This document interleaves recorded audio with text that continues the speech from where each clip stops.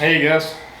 So I've been getting a lot of questions about gear, specifically what I use and why I use it. And I don't mind having that talk with anybody that wants to message or call me or whatever. But I thought that I'd put a video together to link to YouTube, Facebook, Instagram, and maybe help you guys out when you are making a decision on what you might want to use. It's mainly that I've used a lot of gear and have landed on this or that based on, what I think is good, what I think isn't good, what's worth them. I mean, there's stuff out there that's great that I'm not willing to pay for. And there's stuff that costs a lot that I am willing to pay for. So I thought I'd just share my experience with you guys and show you what I'm using this year. This is basically a gear dump video about what is going into the woods with me this year. So the first thing that you're going to need is a way up the tree. And it seems like I've gravitated more in the last couple of years towards one stick climbing. Now that there are really good options out there to one stick. And if I'm going to be one stick climbing, the best stick, the absolute best stick that you can get, in my opinion, for one sticking is the Eastern Woods Outdoors Ultimate Stick. And this one is an 18-inch stick. It has the slanted scout platform instead of the UP platform, the bigger platform. I've just found that this slanted scout just really works well for me, and it's not very big or bulky. It doesn't add a lot of weight to my stick, and it's plenty of platform for what I need out of it. If you can put side pressure on it, whatever, it does fine. If I needed to get around the tree more, then I'll always pack my squirrel steps with me in my backpack. I can sit those up right above the platform and get around the tree if I need to. This is an 18-inch stick with a can cleat. I definitely recommend the can cleat anytime you can afford it. And it has a 3-step sewn aider that is spaced out at 18 inches, just like the stick. I feel like that's a mistake. If I had it to do over again, I would still get the 18-inch stick, but I would go 15 inches on the aider. And that's no matter what length your stick is, I would go 15-inch on the step spacing on the aider. But I really like the stick for one sticking. I really like the stick even just as a stick. I think it's the highest quality stick that is out there. Dano standoffs are absolutely bulletproof, and the best thing about them is they're so tall that they get the stick away from the tree. And if you're a tall, lanky guy with big feet like I am, then you need that extra spacing away from the tree. That's why I really, and I would get, if I was just building a set of sticks and money wasn't an issue, I would get on Eastern Woods Outdoors and build a set of these sticks. And then for the top one, I would put a little platform on it. But I'm wild about this stick. It's better than any other stick I've ever used. If I was on a budget, I probably wouldn't buy it unless I saved up and got it like a Christmas present or something. If you're on a budget and just trying to get into the hunting thing on the cheap, I really like the API hunting sticks. I like the Hawk Helium sticks, and I like the Muddy Pro sticks. If you're wanting to go on the upper end, I think the Eastern Woods Outdoors stick is the best stick out there. The base sticks are okay. The standoffs are too short, in my opinion. They put the stick really close to the tree. But, I mean, they're a quality stick too. But that's my pick on sticks. If you are into SRT, this comes down to the question I get about rope all the time. Briggs, Tether, Lyman's belt, doesn't matter. I like Sterling HTP 9mm. It's just a bulletproof rope. I've had this 45-foot piece forever, and I've used the hell out of it, and it still looks brand new. I mean, you absolutely cannot really destroy this rope unless you do something really stupid.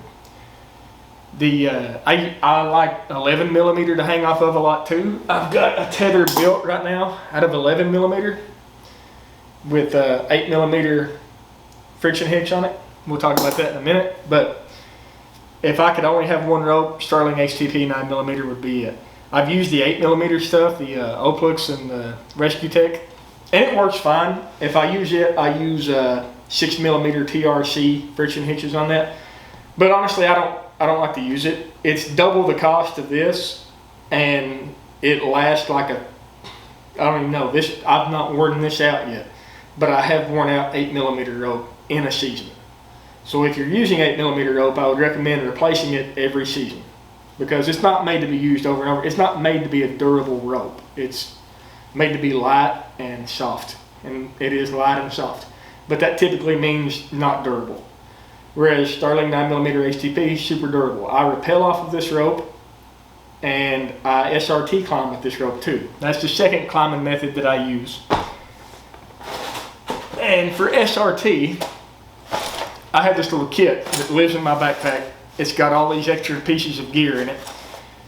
My SRT kit is in here along with my rappel kit, some other things. But no matter if I'm climbing on sticks, this still lives in my backpack. Most of the stuff that you see lives in my backpack. It goes out with me no matter what. You'll never know when you need to, when you get in a bind in a tree and you may need that rappel rope and this rappel stuff. So it's not that heavy, not that bulky. It makes sense to keep it with you. So for SRT, I don't like to do the throw bag in the morning or in the evening, like in the day that I hunt. I've done it.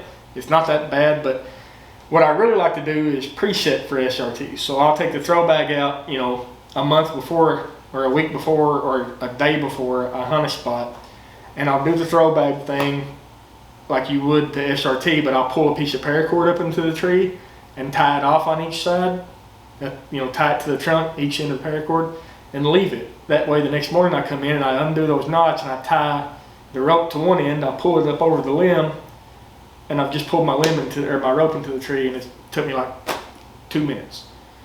So that's a really good way to do SRT. SRT is really quiet, really safe. If you do presets, I mean, I probably use SRT more than any other type of climbing method. For SRT, you need a hand ascender. If you're right-handed, you need one for your left hand, and if you're left-handed, you need one for your right hand. This is an ISC hand ascender, left hand, rated for rope from 9mm to 13mm. The reason I have this one is because I got it really cheap on eBay. That's it. There's nothing fancy about this one. It does the same thing every hand ascender that you see does. I don't care what brand hand ascender you get. Pestle Ascension is a good one. You can get the knockoff brands. They're all the same, basically. The Kong makes one that's really tiny. I've used it. I like it too. But I would just get the cheapest one you can find. This one is really heavy duty. It's probably built more, it's probably more durable than any one I've ever seen, and I got it for like less than 50 bucks. So it's the one that lives in my backpack. It has a swader that I make for Eastern Woods Outdoors attached for the foot loop. And that thing lives in my pack. So if I want an SRT, it's in there.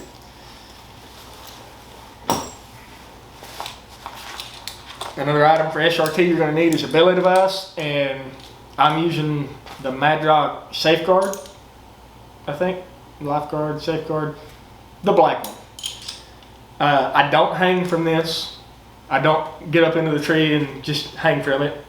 I don't use it to rappel. I only use it for SRT. That's it. When I SRT up to the top of the tree, I switch over to a tether, and I pull my rope up and, you know, wind it up, hang it on the tree, or put it in my backpack. Never hang on this thing because it's not meant to hang off of. And the reason it's not meant to hang off of is because it's rated for a certain amount of weight as a belay device. But I can take this little aluminum piece of equipment here and snap it, just break it in half pretty easily with my bare hands. So I don't want to hang from something that I can break with my bare hands. You guys that do it, more power to you. I've never heard of anybody having an issue. I've never heard of one of these breaking on somebody. I just choose not to. Also, it's just a big hunk of metal. So, but you need that for SRT, that or a Petzl Grigri, Madrock Safeguard, a Bill Birdie. That's another thing. You can't get that that Madrock stuff right now. You can't get a Madrock Safeguard pretty much anywhere. I played around with a Bill Birdie the last time I was talking to Dano, and I think he has that in stock on easternwoodsoutdoors.com. I prefer the Bill Birdie to that Madrock Safeguard. Like if I was buying one, it's cheaper, it's more durable, or it feels like it. It feels like it's built better, and it'll do everything that Safeguard will do. So if I was buying one today, I would buy the Bill Birdie because you can actually find it and it's cheaper. Then there's my Repel setup that also lives in that little kit. Like I said, I don't repel on a device. I repel with an ATC, like this one right here. This is a Petzl Verso. There's no specific reason I chose this one other than it's made by Petzl, and I really like Petzl gear because it's quality gear. But it's the same price as every other ATC that you buy, and it's made just like every other ATC that you buy. So it doesn't matter which one you get. And for an auto block on that ATC, I'm using a sewn prusik loop that is 6.5 millimeters by 11 inches. So it's a 6.5 millimeter diameter prusik loop, 11 inches long.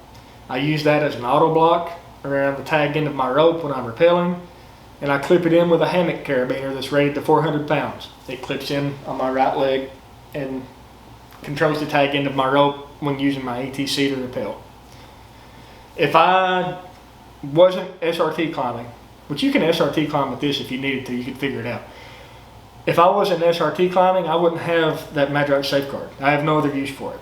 It lives in my backpack as a backup device to my repel device for repelling, and it's the main device I use when I SRT. That's it. The third climbing method that I'm giving another shot this year is one that I've went back and forth with for a long time, the wild edge steps. I really want these to work. They do pretty well if you master the knot, which is right here on front of the bag. The guys that are pretty proficient with the knot, they can fly up a tree with these things, and it makes me really jealous because they pack down so nice, you know. But I use these with an 8er and Swader, so I only have to use 4 to 5. And I need to put more practice in with the knots because sometimes I can cam that step over and it's perfect. Sometimes I have to do it 2 or 3 times. It takes too much time to climb, but I'm giving them another shot this year. So that'll be the 3 climbing methods I use the most this year. We've already talked about the 9mm HTP. I love that rope. For my tether, I don't even remember the brand name of this rope. This is an 11mm static rope. I like 11mm rope for my tether. I like to look up and see that rope, that big heavy duty rope holding me off the ground. And on that tether, I'm using this little sewn eye-to-eye that you can get at Eastern Woods Outdoors. It's made by Sterling. Sterling Flex 8mm sewn eye-to-eye, 28 inches. That's the perfect length and size to use on 10 to 11mm rope. And you can tie any friction hicks you want with it. I think I'm using a distal right now, and it works really well. I don't use a Ropeman 1 to hang off of or on my lineman's belt. I use a Prusik tender. They're $2 and they work just as good as a Ropeman 1, and they're not metal, so no potential for noise. They slide onto your rope, clip your carabiner, and when you pull your carabiner, they just automatically tin the rope up and down. It makes sense. You can get those. You can make one really easy. You can get one pre-made if you want to at Eastern Woods Outdoors for like $2, $2.50 maybe, maybe $3. They're cheap. They're way less than $5. But I recommend those over the Ropeman 1 for every application. So that's my tether. My lineman's belt this year is actually Sterling 9mm with a 6mm TRC friction hitch on it. Climbing methods, rope covered. You gotta have a platform, right? That's a question I get all the time is what platform do you like? Or do you run a platform or a ring of steps, and why? That's a tricky one. I do both. I have a ring of steps that lives in my backpack, and that's one of the biggest the biggest selling points for a ring of steps for me is that these things live in my backpack. Even when I pack my platform, these are still in my backpack. They never come out of there. They're so light and so small that whatever, right? So if you only owned a ring of steps, you would be perfectly fine.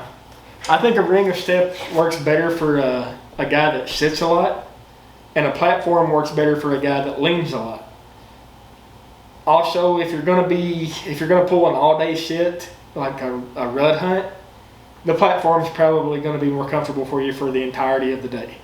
But I've honestly never had an issue with a ring of steps. I really like the squirrel steps if I do use ring of steps because they pack up so small. I mean, look at those things. They're tiny. And if you're going to use those, I like the extra heavy duty strap that Dano sells. It's more heavy duty than the original Overcam buckle strap. It seems like it makes them more rigid. But that's 5 that are wrapped in vet tape. And they're tiny. I don't know what they weigh. I've never weighed them. I'm not a big weight guy. But they're small enough and light enough that I don't even notice they're there, so I pack them with me regardless. And if I'm going out on a short hunt, or if I'm just feeling lazy, these are already in my pack and they go with me. If I feel like I need to take the platform because I'm going to lean a lot and be there all day, I like the Tether Predator platform. I think it was one of the first platforms, and they hit it out of the park. Like, what would you change about it? It does everything you want it to do. I added the paracord wrap on the front and on the edges. And the reason for that is because when you are leaning on this, if you've got your feet like at this angle, if you shift your feet at all, it'll squeak like, right? So if you wrap it in paracord, it'll get rid of that noise from your boots. But I don't understand why anybody would ever need anything outside of this Tethered Predator. The Trophy Line Mission is really big. The Predator XL is really big. I feel like they're too big. If I didn't have this one already and I was going to buy one, I like the look of that Trophy Line EDP. It's a good platform. It's a lot like this one. And Cruiser makes one now. That's I don't know what the Cruiser something. It's basically a copy of this thing. Right? It works really well too. It looks just like this one, except the front edge is tilted down. But basically, any platform that is just like the Tethered Predator is a good platform. There's the EDP from Trophy Line, the Cruiser, and the Tethered. I think they're interchangeable. But those are the 3 I recommend to people. I don't get this question a ton, but I have gotten it a lot recently, and I think it's because there are companies that are making specialty knee pads now. But the truth is, when people say, what about the new knee pads from Tether or from Latitude or whoever, right? These are the knee pads I run. They're less than $10. You can get them at Walmart or Lowe's or Home Depot or where the hell ever else you can get knee pads. Probably online too. If you are one of those guys that needs to have the cool military colors, you can get online on Amazon and eBay and probably find something very similar to this in coyote tan or olive drab, right? OD gray. The main thing is you want to look at a knee pad that's got the hard cup, the padding in the back, and no Velcro. You want this attachment style that you can take on and put on and take off quietly in the woods with no Velcro. In my opinion, if you want to pay $75 for a knee pad, that's on you. You go do that, and you be proud of your knee pads. If you're a guy that has more sense than he does money, less than $10. These things will never fail you. I've had these for years, and they still look brand new. You can't wear them out, and they work really well. The biggest thing that I don't get asked about that I think I should is backpacks. I think that guys are they're selling themselves short because you'll put a lot of money in a saddle, a lot of money in a platform, a lot of money in all your setup, a ton of money in your bow. You'll put $1,500 in your bow that you barely use throughout a season. You might draw it back 3 or 4 times on an animal, right? And you put $1,500 in it and you sell it the next year or the next 2 or 3 years. But you won't pay more than $100 for a backpack. And I think once I finally got over that hump and said, I'm going to put as much into my backpack as I would anything else, I was a lot happier on the hike in, the hike out. My gear's a lot more situated. You saw all the crap that I packed, and that's not including clothing, food, water, skinning knife, rangefinder, kill kit, all that stuff, right? All that stuff lives in my backpack and goes in with me and goes out with me every time, and I pack it comfortably because I have a really nice backpack. And the way to pack all that comfortably is you have to have a backpack with an external frame that is adjustable to fit you perfectly, and then the bag mounts to the frame, and then you can mount all your crap to the bag and frame. So the pack I run is the Kafari 22 mag, and mine has a couple of their pouches on the front. They're modular. This backpack is way too expensive. I'm thinking the way it's set up, it was over $750, but it finally occurred to me that, like, man, the worst part about any hunt is the walk in and the walk out, especially when you live in a place like I do where it's all uphill and downhill. So the best investment I've ever made in any type of hunting product, better than any gun I've ever owned, better than any bow, better than any type of equipment, is a good backpack. I'm not saying go out and spend $750 on this, but there are options out there like the Mystery Ranch stuff. If you go buy a Mystery Ranch pop-up 28, pop-up 38, a Mystery Ranch Pentler, Metcalf, there are tons of them. External frame backpacks from Mystery Ranch. They'll do damn near everything this one will do, and they'll do it at a fraction of the cost. I like this one because I like the company. Their materials are just higher quality than everybody else's. The way they're put together is higher quality. I'm a quality guy and a materials guy, and I like supporting all 100% US based businesses too. So I went with Kafari. You don't have to do that. Just get a frame that fits you well with a bag on it that fits you well. Like, a lot of these bags are modular, so this frame will fit any bag that Kafari makes. So if I want to go out west, I can throw a bigger bag on here. If I wanted to run a smaller bag because I'm taking less stuff, I could put a smaller bag on here. It's a big investment up front, but you'll be glad that you did it because you'll be able to pack all this stuff so much more comfortably. Now, one thing I forgot to mention during the platform talk is the stick-mounted platform. If I was a guy that was running a set of sticks, like 3 to 4 sticks to get as high as I wanted to, I damn sure wouldn't pack that Predator platform or a ring of steps. I wouldn't pack either one of them. Put this on your top step of your stick. On the very last stick that you use, the 20-footer. Put a little platform on it. And that cuts out one more thing that you have to pack. So it just makes sense. I forgot to tell you guys that. If I was going to run 3 or 4 sticks, this stick would still be in that rotation and at the top. So maybe 3 sticks just like it without the platform, and then this one. Other than that, guys, that's what I'll be toting into the woods with me this year. Pretty much all of it. Gear hangers. Nobody's quite nailed that one and got it perfectly yet. I think Austin at Genesis 3D Printing is doing an awesome job making some cool stuff. I need to order some stuff from him. I keep forgetting to. One thing that I put a lot of stock in is a good way to hang your gear in the tree. And for the money, I haven't found anything better than this HME. Let's see. HME products. Come on, you can do it. There we go. This thing was like less than $5. And it's worked really well for me. I don't know if you can even still buy this, but it's very similar to the stuff Austin at Genesis 3D Printing is making. And I like his attachment methods better. This one is kind of a pain to put on the tree, but once it's on there, it does a great job. Alright guys, I think that's pretty much all of the questions that I usually get hit with outside of saddles. The saddle thing's a lot more complicated. Maybe I'll make a video one day talking about that, like why you should pick this saddle over that one, and not talking like why you should pick my saddle over another one. I'm talking like, if you're a guy that does this, and this, you should check out this one. If you like this, and this, you should check out that one. We'll maybe make that video someday, but hopefully this one will get you guys started in the right direction on a lot of the questions that you have when you're getting started. Thanks, guys.